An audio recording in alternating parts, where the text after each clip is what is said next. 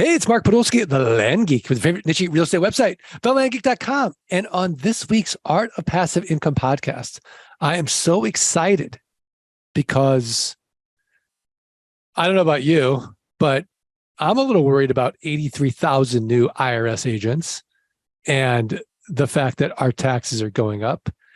And our guest today is all about helping you keep more of your money, protect your wealth, reduce your taxes. It's KC Chohan, and he's the founder of Together CFO, a tax advisory, accounting, and tax preparation firm based in LA. His financial strategies have been the best kept secret of the elite. He's an expert on tax strategy and helps high net worth families protect their wealth and reduce their taxes. And how did this happen? Because after a client came to him with a $20 million tax burden, Casey pushed himself to find better alternatives and began to learn and understand the secret tax strategies of the elite.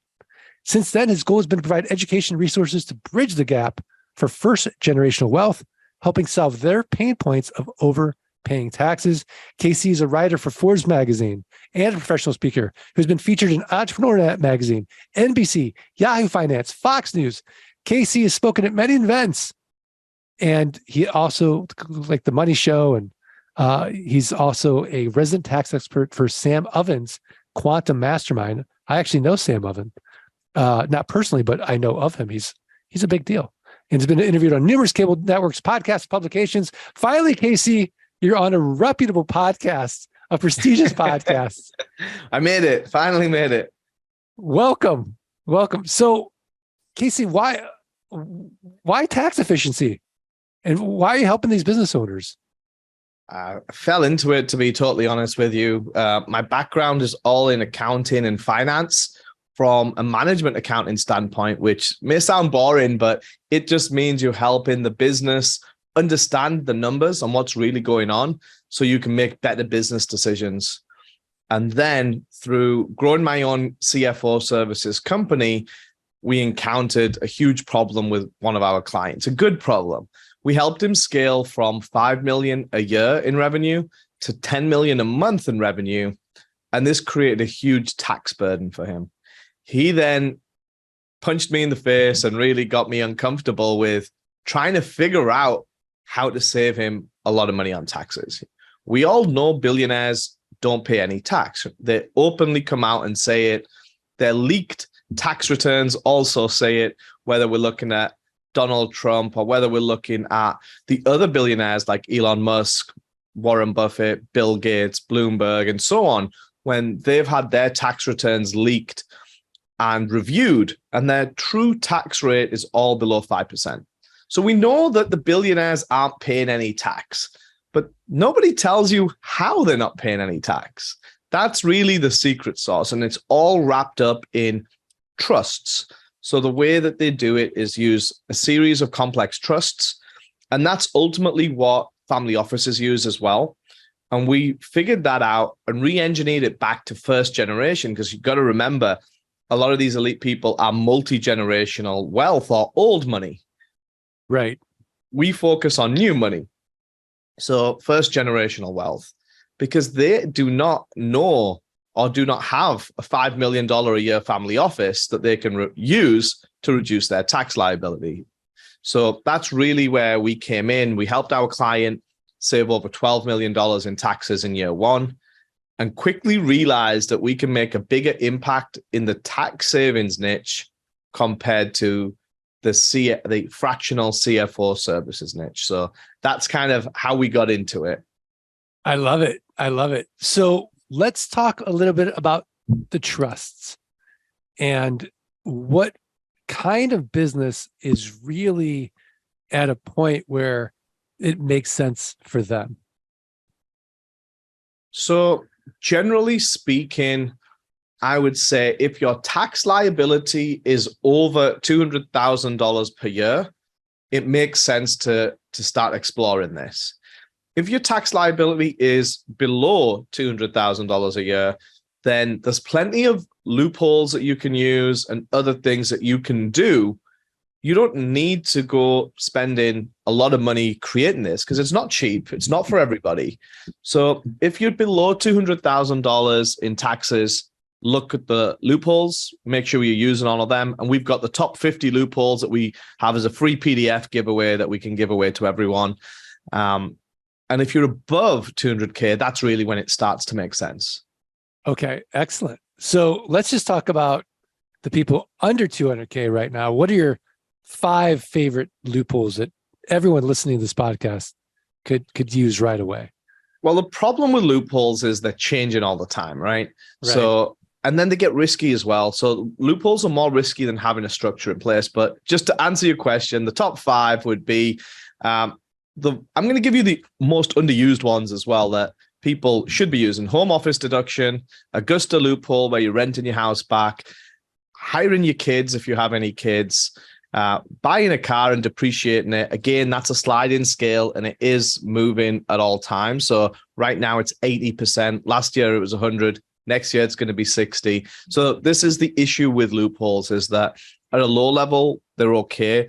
But the more income you start creating, they become less and less effective. And then the 5th one, we can go with R&D credits for movies. Now, that's an unusual one that not many people will know of, but you can invest in movies and get credits, or just R&D credits in general. There you go. I gave you 6 then.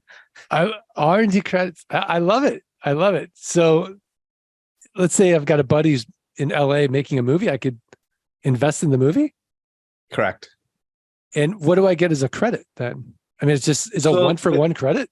It's not 1-for-1, okay. but it's pretty high. It's like most of these credits, they don't run 1-for-1, but you get a good percentage of your money back. So a lot of people are using that one, and I say that because we're in LA here. It's the movie industry. It's everywhere. So the movie credits actually one of the better loopholes. It's so funny because my buddy and mentor actually is a movie producer. And he lives in Scottsdale, and he is like a VC. So if you come to him with a package, a good script, and you've got a director and maybe some talent associated with it, he'll be your first dollar in. And he's doing it because he sold his company for hundreds of millions. So he's doing it literally for the tax savings. And he thinks it's just a lot of fun. It's definitely a lot of fun, especially at that level. It's kind of brilliant. So now let's talk about the people that are paying over $200,000 in taxes per year. What do they need to do as a first step? They need to look at their entity structure. How are they set up? Like if you're set up in a C Corp or an S Corp, there's going to be some movement needed. An LLC is the best way to get into a trust because you can change the membership and a trust can own an LLC. A trust can't own an S Corp or a C Corp. So there's got to be an additional level in there. But really, it comes back to the ownership structure. How are you structured? How are the assets owned? And you shouldn't really have any assets in your own name. It should all be in trusts or in LLCs. So at least you get an extra level of protection, right? We want to make sure, especially as the net worth increases, that all the assets are fully protected at all times. So all the assets are in the trust, essentially. And I would assume this is an irrevocable trust, one that you cannot change as opposed to a revocable trust. Is that correct? Correct. Yeah. So irrevocability is a huge component and people often misunderstand it. So the irrevocability doesn't mean that the trustee can't change the conditions of the contract if it's written that way. It means the grantor, the person who created the trust, cannot change anything to do with the trust. So it's a small nuance, but it's really important. Okay, so what is the small nuance? What's the difference between the trustee and the grantor?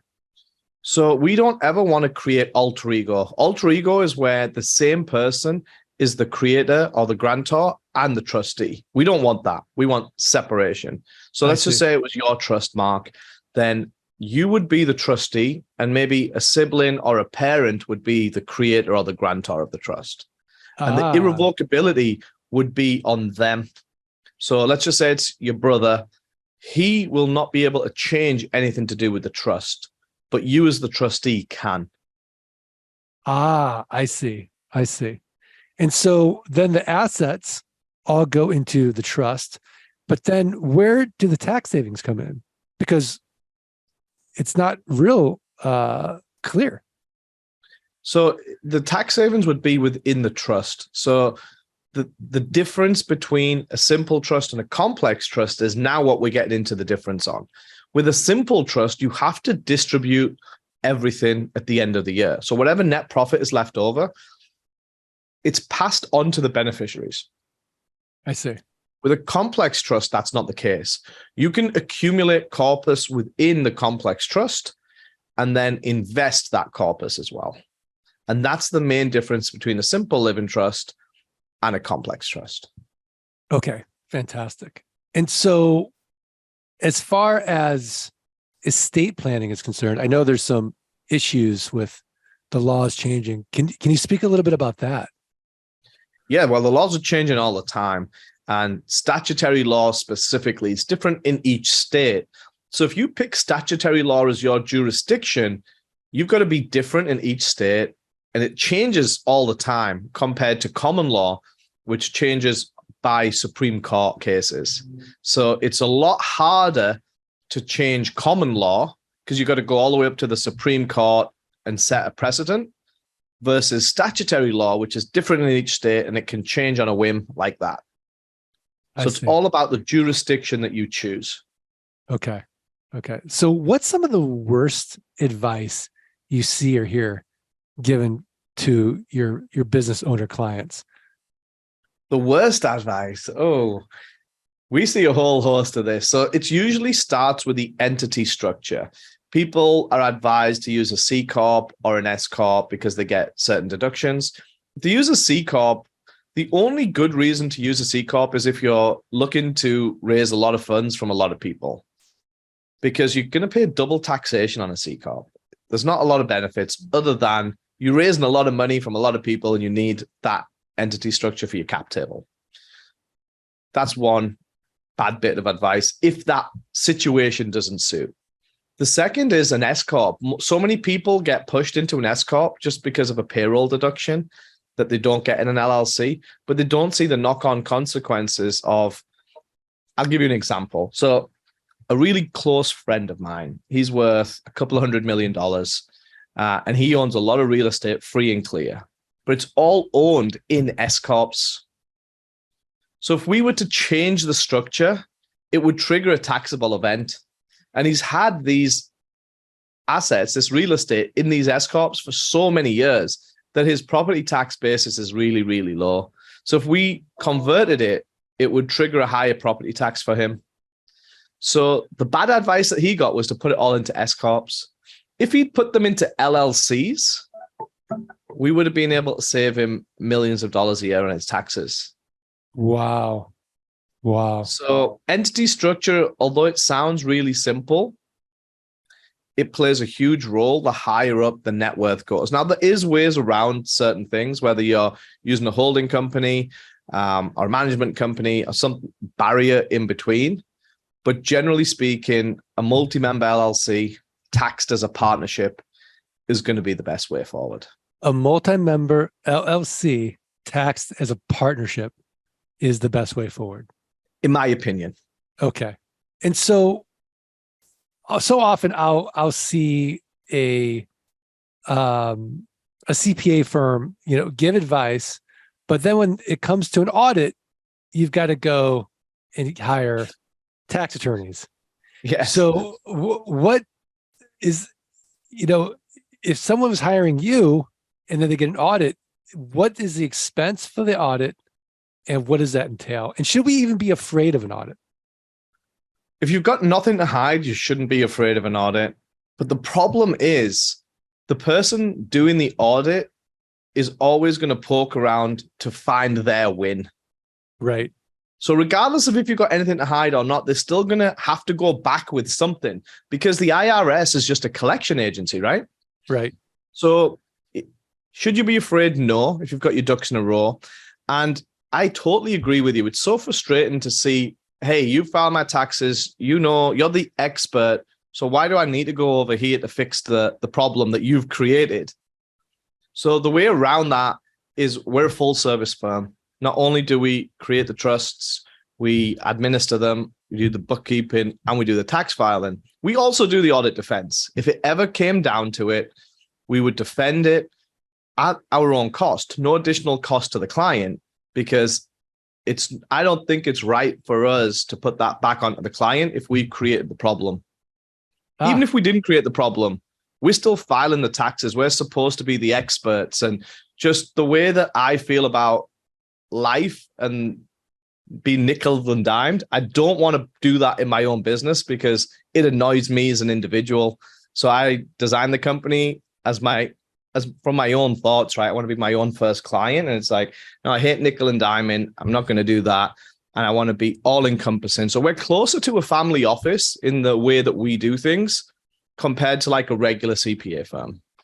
Okay, fantastic. And then KC, I know for my own just tax planning, it's a pain to document every little thing, every trip and every meeting and every meal.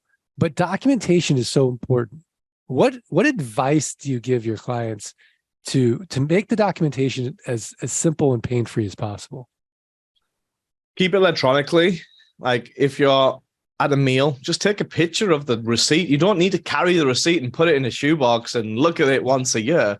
Just take a picture of it. It doesn't mean that we'll need it. We know where the restaurant is. We know what time it was swiped if it ever came down to it. But if you've got the picture and it's uploaded into a cloud automatically, which is very easy to do on certain apps, then you don't have to worry about it anymore. If it ever came down to an audit, we can say, hey, show us the receipt. How many people was it for? Did you write the name of the people on the back of the receipt? Or do you remember who was at the dinner? Do we have an agenda for it? Because we need all these things in place to make sure that we're not abusing the trusts or commingling funds or going over any gray areas. We don't need to do that with the power of the trusts. So we'll just code it accordingly, keep the backup if we need it, but do it at that point in time. Don't try and recreate it 3 months later or 9 months later. You're going to have real problems trying to remember who you were at dinner with. Right. And then as far as you're saying trusts, so are you recommending multiple trusts? Yes. So two of the biggest things that the IRS come after people for is substance over form and intent and purpose. So if you can't clearly show that your trust has clear substance and then clear intent, then the IRS can easily come knocking and try and penetrate that trust. So it's really, really important to have one for business, one for family, one for charity, multiple asset holding trusts. So whatever activities you're doing, to be very specific and intentional about them. Very interesting. Very interesting. And it's so when somebody, what would be the next step then, as far as somebody who's interested in this? Let's say they've got a tax liability over $200,000 a year. How would they go about learning more? So on our website, we have a whole dossier of information, togethercfo.com. We've got a free tax savings calculator in the top right-hand corner that you can go plug in your numbers and see where you're at, whether that's capital gains, whether that's annual tax savings. Then we have a free school community as well. So we have a community group with a lot of advisors in there that give you the latest and greatest tips, and just a community of proactive people. It's all about being proactive rather than reactive. On our website, we have multiple videos on education as well. And then we do live webinars too, and in-person events as well. So whether you're local in LA, and I speak all over the country as well. I'll be in Scottsdale. You mentioned Scottsdale. I'm in Scottsdale later this week, speaking at an event out there. So there's a whole host of different information to get, whether you'd like to watch a pre-recorded webinar, which we have on our website already, attend a live webinar where we can do a lot of Q&A and really get into specific questions, or meet us in person as well. Awesome. Well, if you need some restaurant recommendations while you're here, I'm happy to oblige. Yes, we've got Steak 48 booked, so that's the only one that we've got booked in for now. Oh, yeah, no, it's Steak 44. 44. It's 48 very in good. Beverly Hills. It's 44 in Arizona. Yeah. Yeah. You'll love it. That's a big meal for sure. I've been there many times. It's a great place. That's great. Okay, so I digress. So now, KC, when it comes to taxes, it's such a complex area. There's so much to talk about. But what should I have asked you that I didn't ask you? What should you have asked me that you didn't ask me? We covered quite a lot, actually. Let's talk about transferring wealth. So everything that we talk about, it sounds sexy from a tax savings perspective, but what it really is advanced estate planning. Right. So it is all about creating your lasting legacy so you can pass it on to your future generations. And if you set it up correctly, you can do it completely tax-free, because changing a trustee does not trigger a taxable event. So if you set it up correct at the first generation, let's say yourself as an example, then when you want to pass that over to a spouse or children or whoever your heirs are, you can do that by changing a trustee or adding a new trustee on. And that doesn't trigger a taxable event. So you can circumvent the $11.5 million gift tax limit right now by adding a child in as a trustee, and they have full power and control over the assets of that trust. Excellent. But what if they're a child? Then you wouldn't do that until they're ready, right? So you as the main trustee would kind of educate them. And the way I describe it to my clients is that usually the children will start as beneficiaries. So the trust will provide for them up until a point at which they become of age. And then they'll graduate into becoming a successor trustee, and then a co-trustee, and then the main trustee. And that's all dictated and determined by yourself. Excellent. Well, KC, this has just been a fascinating interview. And it's one that I'm so glad to have, because I say this all the time. For most business owners, their biggest expense is taxes, and Absolutely. They don't realize it. And it's worth the time and investment and education to lower the taxes legally. And, you know, the joke between tax evasion and tax avoidance is what, 20 years, right? Yeah, that's true. Right. But the IRS does set things in place so that they do motivate the taxpayer to do certain things to lower their taxes.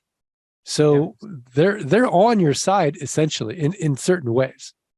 Well, they are and they aren't. They give you the playbook, but the playbook is 80,000 pages long. Right. Who's going to read it play by play? Right. Well, I'm thinking like, let's say like a solar, right? If you know, or energy plays right now, where the government's saying, hey, if you do this, we're going to give you a tax break. So that's, again, it's loopholes versus structures, right? Loopholes will come and go, they'll ebb and weave and kind of go up and down and in and out. But structures will stay there forever. It's kind of like building a house. If you build a foundation on a house on rock versus on sand, you know it's going to be wobbly on sand and it's going to crack and be unsettled. But if you build it on rock, it's a solid foundation. You can build a house or a hotel or whatever you wish on that. Excellent. Well, this has been fantastic. But we are now at that point, KC, where I'm going to put you on the spot again and ask you for your tip of the week, a website, a resource, a book, something else actionable for the Art of Passive Income listeners to go improve their businesses, improve their lives. What have you got? All right. So go to school.com/tax. That is our free tax savings community. And within that, we have three great gifts for you. We have the top 50 tax loopholes that you should be using. That's as simple as downloading the PDF and sending it to your CPA to see how many things he or she has missed. Wait, school.com/tax? Yes. Okay, I'm getting a 404 error. And I can send you the link so you can put the link at the bottom for everyone. But I'll put the link for sure. Yeah. So within that school community, you're going to get access to the top 50 loopholes that everybody should be using, regardless of how much or little you pay in taxes. The second thing is a free mini course on taxes and how they work and how to be efficient with them. And then the third thing is a free tax calculator where you can see how much you've been overpaying on tax. And if you would like to then stop overpaying, it's totally up to you to set up a call with my team and we'll take it from there. Fantastic. Fantastic. Well, my tip of the week is learn more about KC Chohan at togethercfo.com. togethercfo.com. And I do have to just quickly give a shout out to our sponsor, which is Flight School. Learn how the next 16 weeks can transform your life. Go up that mountain of land investing safely, quickly, efficiently with Scott Todd as your Sherpa, who's done it thousands of times. You're going to start generating passive income. It's going to be taxable, but KC is going to help you lower that tax liability. So don't worry about it. But anyways, learn more. Go to landgeek.com/training, thelandgeek.com/training. I know you're thinking, oh, wait, what about the tuition? It's not going to cost you anything. Guaranteed you're going to make it back 180 days or less. Just show us your work. thelandgeek.com/training. I also want to thank the listeners and remind you the only way I'm going to get the quality of guests like a KC Chohan from togethercfo.com. If you do 3 little favors, follow, rate, review the podcast, send a screenshot of that review, support at thelandgeek.com. I'm going to send you a signed copy of Dirt Rich as a thank you. And be on the lookout for Dirt Rich 2 coming out soon. All right, KC, are we good? Fantastic. Thanks, Mark. Thank you. And to the listeners, let freedom ring. Thanks, everybody. Thanks for listening to the Art of Passive Income podcast. Are you ready to learn how you can start building a passive income without renters, rehabs, renovations, or rodents? Schedule a free consultation at thelandgeek.com/training. Let freedom ring.